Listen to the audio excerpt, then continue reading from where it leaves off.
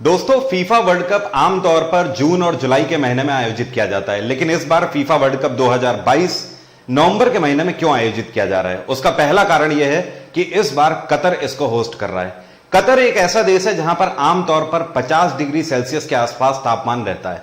अब एक ऐसा देश जहां पर 50 डिग्री सेल्सियस तापमान है और वहां पर अगर वर्ल्ड कप को आयोजित किया जाता है तो कैसे इन स्टेडियम्स पे लोग आमतौर पर बैठ पाएंगे और खेल का आनंद ले पाएंगे? ये एक सबसे बड़ी चुनौती थी कतर के सामने। इस चुनौती से निजात पा लिया गया है। यहां पर दो तरीके के चैलेंजेस थे। सबसे पहला एक चैलेंज ये कि स्टेडियम के अंदर का तापमान कैसे कूल किया जाए, और दूसरा एक चैलेंज ये कि बाहर का जो तापमान है उसे अंदर आने से कैसे रोका जाए, क्योंकि स्टेडियम को पूरे तरीके से आप बंद तो कर नहीं सकते एयर टाइट।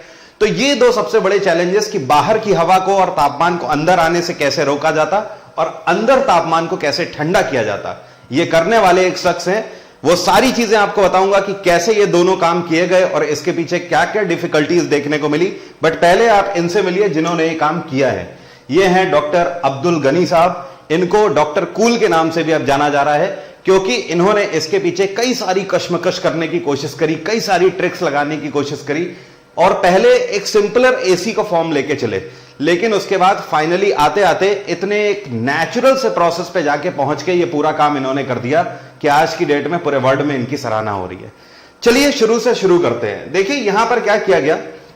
शुरुआत में जो सबसे बड़ा चैलेंज था कि इस पूरे स्टेडियम को ठंडा कैसे किया जाए। सबका दिमाग एक ही तरफ जा रहा था कि स्टेडियम के अंदर एसी लगा दिया जाए, लेकिन ऐसे स्टेडियम जहां पर 40,000 या 45,000 लोगों के बैठने की कैपेसिटी है, वहां पर अगर इतने लोग बैठेंगे तो उनसे जनरेट होने वाला भी तो तापमान है, आप उसे कैसे मैनेज कर पाओगे? और सबसे बड़ी चीज, दुनिया में इतना बड़ा एयर कंडीशन सिस्टम अभी तक जनरेट ही नहीं हुआ है। सबसे बड़ी एक और बात होती है कि एसी रूम में एक सबसे बड़ा फैक्टर यह है कि आप बाहर से आने वाला जो टेम्परेचर है उसको पूरी तरह रोक देते हो, क्योंकि आप एसी रूम को बंद करके रखते हो। लेकिन यहां जो सबसे बड़ी प्रॉब्लम थी वो ये थी कि हम इसको ऊपर से बंद नहीं कर सकते थे।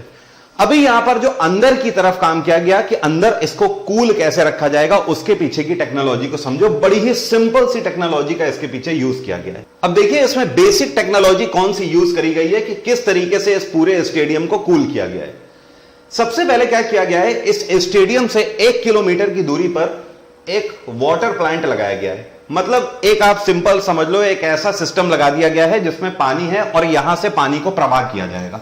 ध्यान दीजिएगा, अब यहां से स्टेडियम के अंदर पानी आएगा और स्टेडियम के चारों तरफ, जैसे इधर आपको ये दिख रहा है, ये रेफ्रिजरेटर है, इधर भी ये कूलिंग सिस्टम रेफ्रिजरेटर है जो कि पानी को ठंडा करेगा, और इधर भी एक सिस्टम है, और ऐसे ही इस साइड भी एक सिस्टम लगा दिया गया। मतलब स्टेडियम के चार ओर कूलिंग सिस्टम लगा दिया गया है। अब ये जो पानी आ रहा है अंदर की तरफ, तो स्टेडियम के नीचे जहां पर कुर्सियां ये लगी होंगी, ये जो चेयर्स लगी होंगी दर्शकों की, इसके जस्ट नीचे पानी को प्रवाह किया जाएगा पूरे गोल ऐसे स्टेडियम में। और ये जब पानी इस तरीके से आ रहा है तो इस पानी को नीचे नीचे ठंडा करने का काम कौन करेगा? ये वाले कूलिंग सिस्टम इसको ठंडा करने का काम करेंगे।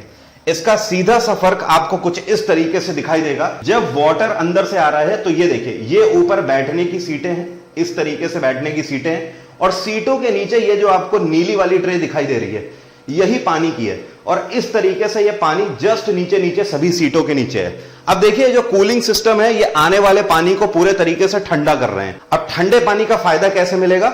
इस पर से हवा को प्रवाह किया जाए। तो इसके लिए क्या किया गया है, देखिए आप, स्टेडियम के बाहर ही एक विंड सिस्टम लगाया गया है। ये क्या करेगा? हवा को बहुत तेजी से अंदर की तरफ ब्लो करेगा, और ये हवा अब यहां पर पानी से होकर गुजर रही है। तो ये जो गर्म हवा है ये पानी से होकर गुजर रही है, ये कैसी हो गई? ये ठंडी हवा में कन्वर्ट हो जाएगी, क्योंकि कूलिंग सिस्टम इस पूरे पानी को कूल कर रहा है। अब देखिए जब ये इस तरीके से प्रवाह हो रही है पूरे स्टेडियम में, तो पूरे स्टेडियम में इस तरीके के 500 नजल लगाए गए। कितने नजल? 500 नजल। ये देखिए, और वो जो हवा प्रवाहित करी जा रही है वो हवा इस तरीके से सीधे स्टेडियम में जाकर, ये ग्राउंड है। अब ग्राउंड में ये स्टेयर्स हैं, ध्यान दीजिएगा, यहां पर ऐसे करके स्टेयर्स हैं इस स्टेडियम में, और ये बीच वाला जमीन का हिस्सा है। तो यहां से जो एयर का प्रवाह हो रहा है, समझिएगा यहां पर एक चीज, जो एयर आ रही है वो केवल और केवल नीचे की तरफ से आ रही है, सिर्फ नीचे की तरफ से। डॉक्टर गनी का यह कहना है कि जमीन पे जहां पर खिलाड़ी खेल रहे होंगे, इनसे केवल 2 मीटर की ऊंचाई तक ही ये ठंडी हवा बाहर आ रही है। मतलब अगर कोई भी खिलाड़ी 2 मीटर के ऊपर अगर उछल गया तो उनका कहना है कि वो नॉर्मल तापमान में चला जाएगा।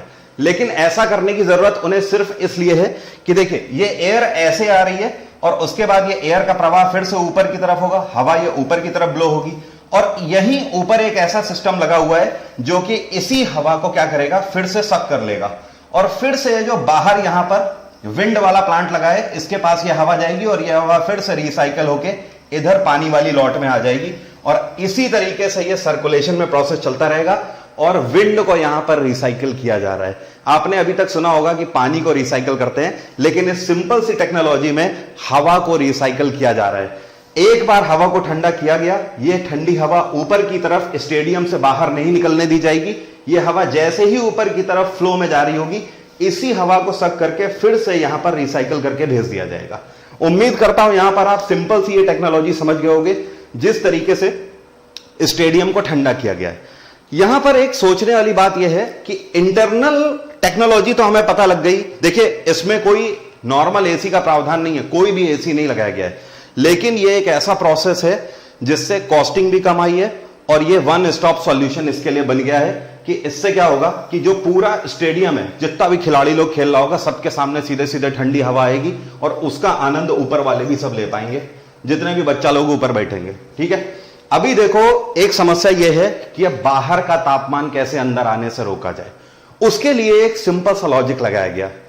क्या कभी आपने सोचा है कि बर्तन का आकार ऐसा क्यों होता है? आपने कभी हांडी पर ध्यान दिया है? हांडी ऐसी होती है ना। आप अगर हांडी में खाना बनाते हो तो कभी आप रख के देख लेना बाहर नॉर्मल हवा में हांडी को और नीचे आप आग जला देना। आप देखोगे नॉर्मल जो बाहर कितनी भी तेज हवा चल रही हो, हांडी के अंदर खाना पकता रहेगा अगर नीचे आग जल रही तो। क्यों? क्योंकि वो हवा अंदर नहीं जाती है, हांडी का शेप ही ऐसा होता है। इसी तरीके से अरेबियन कंट्रीज में जो पुराने टाइम पे तंबू लगाए जाते थे, वो तंबू इसी आकार के लगाए जाते थे। कैसे? इस आकार के आपने देखे होंगे ये। तो इस बार फीफा वर्ल्ड कप में 8 ऐसे स्टेडियम जो सिलेक्ट किए गए हैं जहां पर सारे फुटबॉल के मैचेस होंगे, उन सभी का आकार इस तरीके का है। उनको और अच्छा बनाने के लिए यहां पर एयर डायनेमिक्स का यूज किया गया है। जैसे कि आप देखते होंगे आजकल कारों को एरोडायनेमिक शेप दे दिया जाता है। क्यों? क्योंकि हवा उसको काटती हुई आराम से निकल जाए। ओके, वहां पर हवा टकराने ना पाए, रुकने ना पाए, क्योंकि अगर गर्म हवा टकराएगी इन तंबुओं में आकर या फिर स्टेडियम में आकर तो जाहिर सी बात है जितनी ज्यादा हवा टकराएगी उतना ज्यादा तापमान अंदर कितना हो जाएगा, ज्यादा होता जाएगा। तो देखिए स्टेडियम्स कुछ इस तरीके से बनाए तो गए हैं जो कि एक हांडी के शेप के हैं और साथ में इसमें एक नई तकनीक लगा दी गई कि इनको एरोडायनेमिक शेप में बना दिया गया। इस तरीके से इसमें कट्स डाले गए जिसकी वजह से क्या हुआ कि हवा का प्रवाह बहुत आसानी से ऊपर से होकर निकल जाएगा। तो आपने देखा किस तरीके से पूरी दुनिया इस कश्मकश में लगी हुई थी कि इन स्टेडियम्स को ठंडा किया जाए तो आखिर कैसे किया जाए।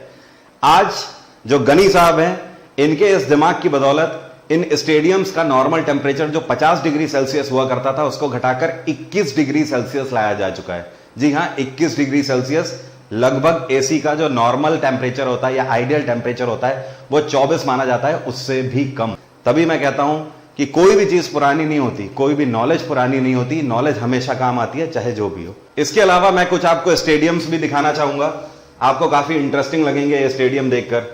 ये देखिए, इसी स्टेडियम का थोड़ा क्लोजअप है तो यहां पर आप बहुत आसानी से देख सकते हो कि ये रेफ्रिजरेटर लगाया गया है या आप कूलिंग सिस्टम इसको बोल सकते हो।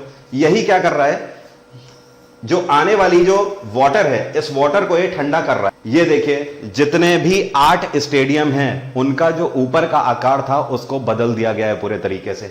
हर एक स्टेडियम का उसके इंफ्रा के आधार पर जैसा आकार बदला जा सकता था वो तो किया ही गया है, लेकिन ध्यान ये रखा गया है कि उसको हांडी का शेप इसी तरीके से दिया जाए। तो कतर के अंदर आज की डेट में जितने भी स्टेडियम है जो कि फीफा के लिए सिलेक्टेड है उन सभी को हांडी का शेप दिया गया है। आप ये देख लीजिए, चाहे ये स्टेडियम देख लीजिए, चाहे इसे देख लीजिए, चाहे इसे देख लीजिए। इसके अलावा आप इस स्टेडियम को अंदर से भी देख सकते हो, अंदर से भी उसको उसी तरीके का कर्व शेप देने की कोशिश करी गई है। जो कूलिंग सिस्टम आएगा वो इधर से आएगा, यहां से यह है कूलिंग सिस्टम, और ये जब हवा इस तरीके से बैल्कनी से ऊपर होकर जाने लगेगी तो इसी हवा को सक करके फिर से रिसाइकल करके अंदर भेज दिया जाएगा। बिल्कुल सिंपल सा प्रोसेस है, सिंपल सा लॉजिक है, बट इंटरेस्टिंग चीज है। अभी मुझे एक स्टूडेंट ने करीब 3-4 दिन पहले भेजा था एक वीडियो, और उस वीडियो में अभिनय सर मेरे लिए कुछ कह रहे थे, और उस स्टूडेंट ने मुझे वो जब वीडियो भेजा तो बोला कि सर ये देखो अभिनय सर आपके लिए क्या कह रहे थे। तो एक्चुअली मैं अभिनय सर के लिए कुछ कहना चाहता था, लेकिन मैं लाइव ही नहीं आ पा रहा था। आप लोग देख ही रहे थे। आज मैं इतने टाइम के बाद लाइव आ पाया हूँ, क्योंकि पिछले कुछ टाइम से करंट अफेयर भी नहीं आ पा रहे थे। तो बस मैं यही बोलना चाहूँगा कि अभिनय सर एक अच्छे व्यक्ति कहना बहुत कम होगा, मैं उन्हें बोलना चाहता हूँ कि वो एक बहुत अच्छा व्यक्तित्व है। आपको पता है व्यक्ति और व्यक्तित्व में अंतर क्या होता है? जैसे कि बोला जाए विराट कोहली एक अच्छा प्लेयर है, तो वो being a player good person, मैंने क्या बोला, ठीक है। जैसे आपने कहा कि फला व्यक्ति एक अच्छा एक्टर है, या फिर फला व्यक्ति एक अच्छा स्टूडेंट है। एक अच्छा व्यक्तित्व होने का मतलब यह है कि वो एक अच्छे शिक्षक तो ही है अभिनय सर, लेकिन साथ में एक अच्छा व्यक्तित्व, एक अच्छा कैरेक्टर है जीता जागता, जो कि हर एक व्यक्ति की मदद करना जानते हैं और हर एक व्यक्ति को समझना जानते हैं। तो बस उनके लिए मैं यही कहना चाहूँगा कि उनको ढेर सारा आभार, ढेर सारा प्यार मेरी तरफ से। और मैं तो स्पेशली जब भी मुझे ज़रूरत पड़ी है तो हमेशा वो खड़े रहे हैं, यही बोलना चाहूँगा। एक चीज़ और बोलना चाहूँगा थोड़ा सा इमोशनल होकर, कि उन्होंने करंट अफेयर के लिए आप सभी को मेरे लिए रिकमेंड किया है, और करंट अफेयर देते हुए मुझे 4 साल भी हो रहे हैं। लेकिन इस साल 2022 में कुछ महीने ऐसे हो गए जहाँ पर बीच बीच में करंट अफेयर में डिसकंटिन्यूटी हुई। तो अभिनय सर ने मुझे रिकमेंड करके जो रिस्पॉन्सिबिलिटी है ये मेरे ऊपर और बढ़ा दी है। तो ये वादा मेरा आपसे नहीं अभिनय सर से है कि अभिनय सर, ये मेरा प्रॉमिस है आपको कि आपने मेरा नाम जिस तरीके से सजेस्ट किया है, जिस तरीके से आपको मुझ पर भरोसा है, तो अब आगे करंट अफेयर डिसकंटिन्यू नहीं होंगे। ये मेरा वादा है आप सभी से और अभिनय सर से भी। उम्मीद करता हूं आपको वीडियो अच्छा लगा होगा। जिन लोगों को नहीं पता है उनको ये वीडियो सजेस्ट करिए। और हाँ, कल है 1 सितंबर, कल से मेरा फुल फ्लैश में ताबड़तोड़ तरीके से बैच स्टार्ट होने जा रहा है जीएसजीके का फाउंडेशन बैच अनअकैडमी प्लस में। आप उसके लिए अनअकैडमी को सब्सक्राइब कर सकते हो। आज रात 12 बजे तक ये ऑफर चल रहा है। ये ऑफर उसके बाद खत्म हो जाएगा, बट सब्सक्रिप्शन आप उसके बाद भी ले पाओगे। अगर आप किसी भी एसएससी एग्जाम की तैयारी कर रहे हो, डिफेंस की तैयारी कर रहे हो, रेलवे की तैयारी कर रहे हो, स्टेट एग्जाम की तैयारी कर रहे हो, इवन पीसीएस तक की भी आप तैयारी कर रहे हो, तो ये बैच मेरा आपके लिए वन स्टॉप सॉल्यूशन है। इसमें मैं आपको history, polity, geography, science, economics सब कुछ कवर कराता हूं, और सिर्फ इंपॉर्टेंट एंड सटीक तरीके से। कुछ भी इधर उधर का फालतू कंटेंट नहीं, सिर्फ वही कंटेंट जो कि पढ़ के आपके मार्क्स आने हैं। वरुण 7 डिस्काउंट कोड आपको पता ही है, इसको लगा डाला तो लाइफ झिंगा लाला। तो आज की बात यहीं तक रहेगी। Thank you so much, have a nice day, take care, bye bye. आपका दिन मंगलमय हो। सुल्तान तो हर कोई बनना चाहता है, लेकिन सुल्तान बनने के लिए गर्दन और इरादे दोनों मजबूत होने चाहिए।